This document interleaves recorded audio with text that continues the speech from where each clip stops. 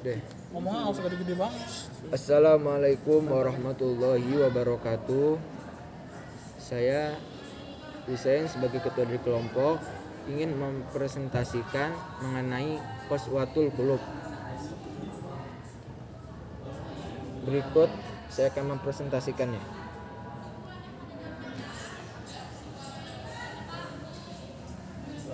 Nama kelompok Husein Habsyi, Maulana Muhammad Qais dan Muhammad Alwi. Mengenai Qaswatul Qulub.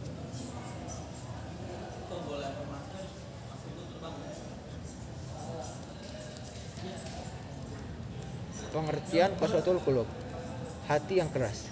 Kerasnya hati terkadang lebih keras dari batu barang. Sulit menerima nasihat. Secara etimologi berarti kekejaman, kekerasan, dan kelakuan yang terjadi pada hati. Hati yang keras dapat terjadi karena kemaksiatan yang dilakukan secara terus-menerus. Hati yang mengeras menjadi tanda bahwa ia memiliki banyak penyakit hati, sehingga Allah menutup hatinya untuk hal-hal kebaikan. Jika hati sudah terlanjur keras, maka untuk melembutkannya bukanlah pekerjaan yang mudah. Bahkan bagi sebagian orang, ia lebih berat ketimbang pekerjaan lain, semisal bersedekah, sebagaimana Abdullah bin Umar mengatakan, "Sungguh menangis karena takut kepada Allah SWT lebih aku cintai daripada bersedekah dengan 100 dinar." Mungkin maksud Abdullah bin Umar menangis karena Allah lebih berat dibanding bersedekah 1000 dinar.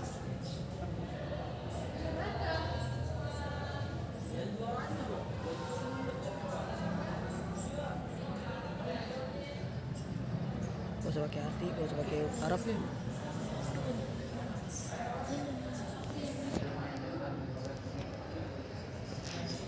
Tanda-tanda Qaswatul Qulub.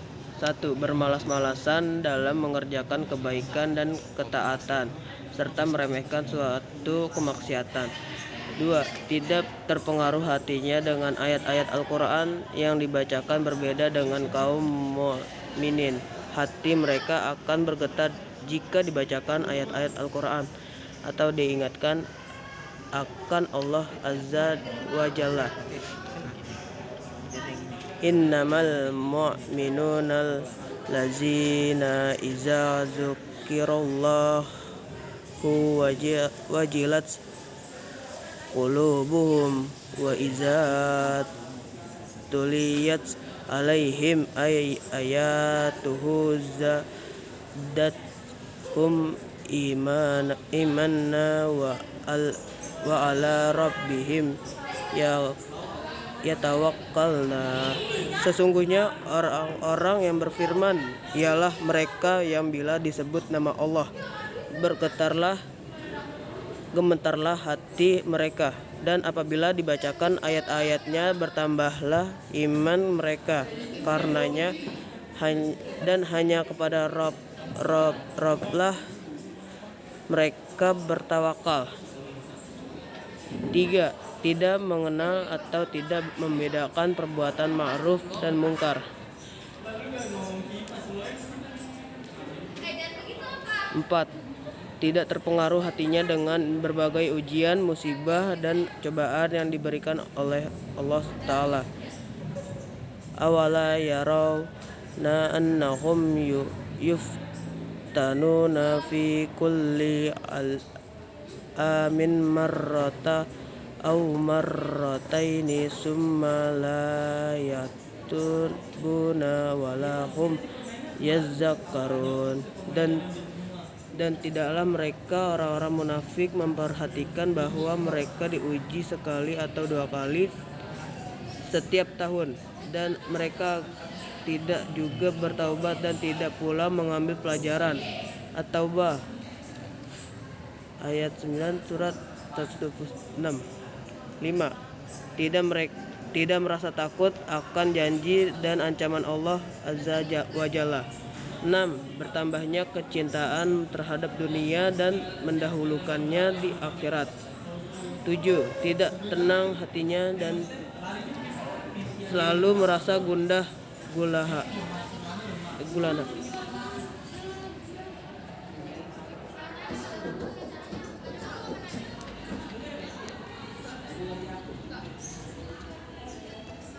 sebab-sebab qaswatul qulub. Hati menjadi keras tentu ada penyebabnya. Penyebab-penyebab kerasnya hati diantaranya adalah sebagai berikut. 1. Kesyirikan, kekufuran, dan kemunafikan. Inilah sebab yang paling besar yang dapat menutupi hati seseorang dari menerima kebenaran. Allah Azza wa Jalla berfirman yang artinya, sanulqi fi qulubil ladzi kafaru ru'ba bima asyraku billahi ma lam yunazzil bihi sultana wa ma'wahumun nar wa bi'sal maswaz zalimin. Artinya, akan kami masukkan ke dalam hati orang-orang kafir rasa takut karena mereka telah mempersekutukan Allah dengan sesuatu yang Allah sendiri tidak menurunkan keterangan tentang itu. Tempat kembali mereka ialah neraka, dan itulah seburuk-buruk tempat tinggal orang-orang yang zalim. Ali Imran ayat 3 halaman 151.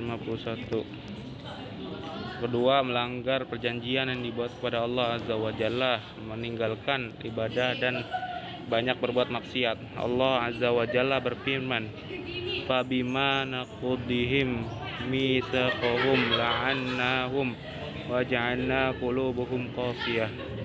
Tapi karena mereka melanggar janjinya, maka kami laknat mereka dan kami jadikan hati mereka keras membatu. Al-Maidah ayat 5. Yang ketiga, tertawa berlebihan. Yang keempat, banyak berbicara dan banyak makan. Bishr bin Al-Haris pernah berkata, ada dua hal yang mendapat mengeraskan hati, banyak berbicara dan banyak makan. Hiyatul Aulia. 5. Banyak melakukan dosa.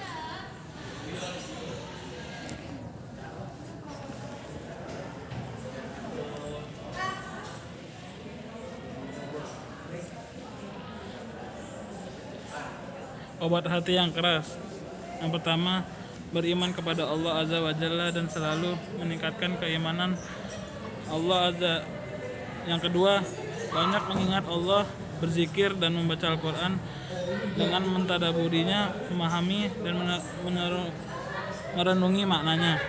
Yang ketiga, belajar ilmu syar'i, ilmu agama. Tidak diragukan lagi bahwa ilmu syar'i dapat membimbing seseorang untuk menjadi hamba Allah Azza wa Jalla yang bertakwa. Yang keempat, berlindung kepada Allah dari hati yang tidak khusyuk dengan doa yang telah diajarkan oleh Nabi Shallallahu Alaihi Wasallam. Yang kelima, berbuat baik terhadap anak yatim dan orang miskin. Yang keenam, banyak mengingat kematian. Yang ketujuh, banyak berziarah kubur.